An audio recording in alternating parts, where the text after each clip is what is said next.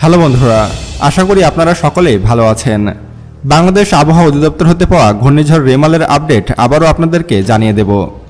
আমি আপনাদেরকে কিন্তু গত 10-15 দিন আগে থেকেই ঘূর্ণিঝড় রেমাল সম্পর্কে জানাচ্ছি এবং একের পর এক ভিডিও তৈরি করছি, কিন্তু আপনারা অনেকেই সচেতন ছিলেন না। আমি বারবার আপনাদেরকে সতর্ক করেছি যে এবারের ঘূর্ণিঝড়টি হবে ভয়াবহ। ঘূর্ণিঝড় আমফান আইলার চেয়েও এবারকার ঘূর্ণিঝড়টি হবে আরও বেশি মারাত্মক। তেমনটাই ঘটেছে। উপকূলীয় অঞ্চলকে বাংলাদেশ আবহাওয়া অধিদপ্তর 10 নম্বর মহাবিপদ সংকেত দিয়েছিল।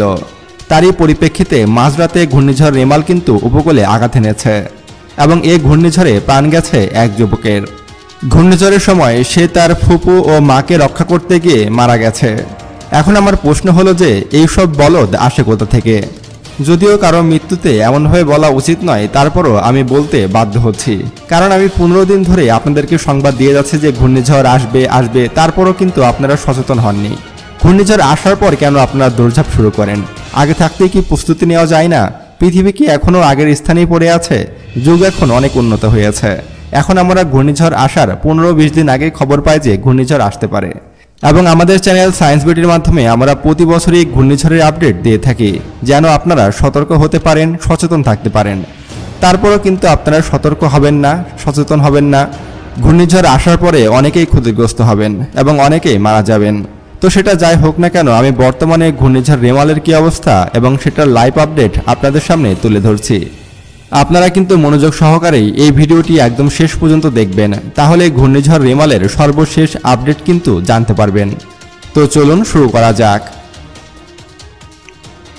বন্ধুরা, এবার আমরা সরাসরি চলে আসলাম ভেন্টু স্কাইতে। আর ভেন্টু স্কাই কিন্তু ঘূর্ণিঝড়ের আপডেট সবার আগে দিয়ে থাকে। আপনারা এখন সরাসরি ঘূর্ণিঝড়টির অবস্থান দেখতে পাচ্ছেন। আমরা যদি একটু জুম করি তাহলে আপনারা দেখতে পাচ্ছেন যে ঘূর্ণিঝড় রেমাল কিন্তু ইতিমধ্যেই সুন্দরবন অঞ্চলে আঘাত এনেছে এবং ঘূর্ণিঝড়টি কিন্তু ভয়াবহ তাণ্ডব চালাচ্ছে সুন্দরবনে। বর্তমানে ঘূর্ণিঝড়টির স্পিড প্রায় 90 থেকে 100 কিলোমিটার প্রতি ঘন্টা। ঘূর্ণিঝড়টি বর্তমানে বাংলাদেশ ও কলকাতার মাঝামাঝি ল্যান্ডফলে অবস্থান করছে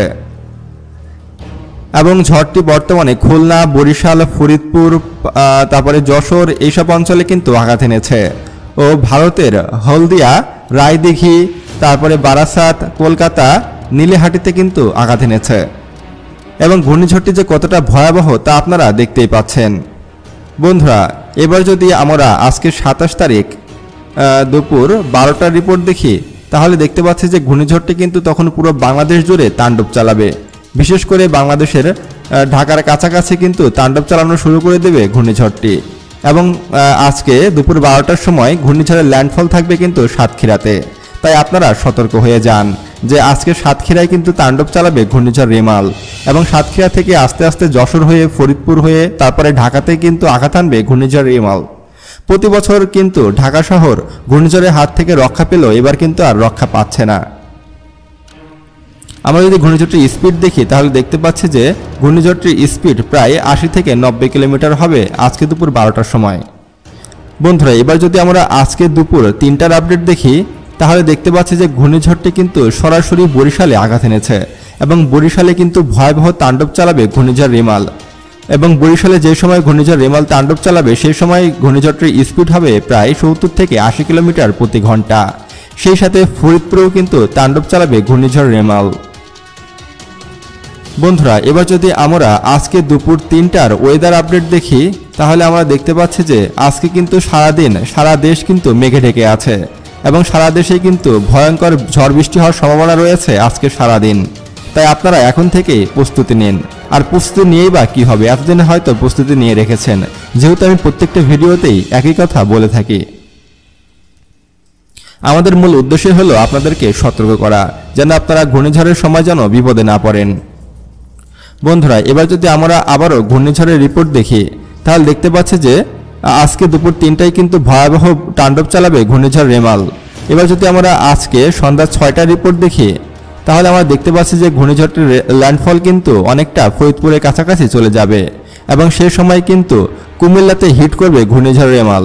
অর্থাৎ আজকে সন্ধ্যা 6টায় কুমিল্লাবাসী রেডি হন, কারণ আজকে সন্ধ্যা 6টায় কুমিল্লা হিট করবে ঘূর্ণিঝড় রেমাল।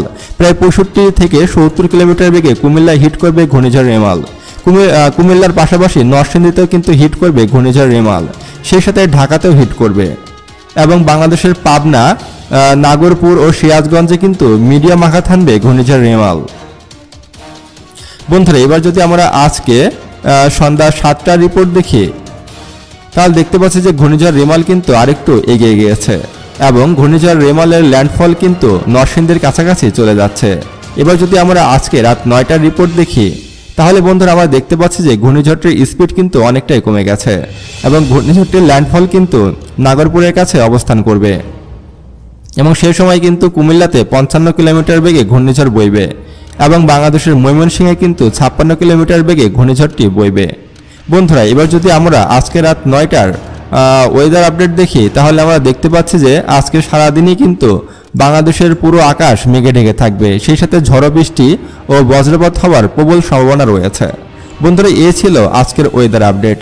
এবার যদি আমরা ঘূর্ণিঝড়ের আরেকটু আপডেট দেই, তাহলে দেখতে পাচ্ছি যে আজকে রাত 11টার নাগাদ ঘূর্ণিঝড় পুরোপুরি শেষ হয়ে যাবে এবং ঘূর্ণিঝড়ের স্পিড কিন্তু অনেক কমে যাবে। তো বন্ধুরা, এ ছিল আজকে ঘূর্ণিঝড়ের আপডেট। আপনি বর্তমানে কোন জেলা থেকে আমাদের ভিডিও দেখছেন এবং আপনাদের জেলার ঘূর্ণিঝড়ের খবর কি, তা অবশ্যই কিন্তু আমাদেরকে কমেন্ট করে জানাবেন এবং ঘূর্ণিঝড় রেমালের সকল খবরাখবর সবার আগে পেতে এখনই আমাদের চ্যানেলটি সাবস্ক্রাইব করুন এবং পাশে আসা বেল বাটনে ক্লিক করুন। আল্লাহ হাফেজ।